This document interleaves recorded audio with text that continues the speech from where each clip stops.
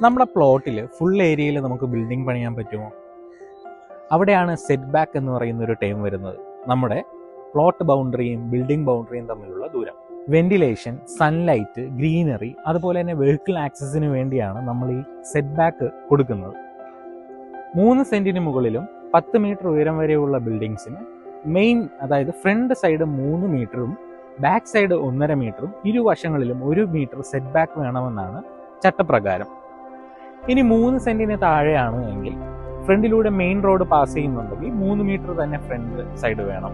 ഇനി അൺനോട്ടിഫൈഡ് റോഡാണെങ്കിൽ അവിടെ 2 മീറ്റർ മതിയാവും. ബാക്കിൽ 1 മീറ്ററും ഇരുവശങ്ങളിലും 60 സെന്റിമീറ്റർ മതിയാവും. പക്ഷെ അവിടെ സൺഷെയ്ഡ് 30 സെന്റിമീറ്ററേ പാടുള്ളൂ.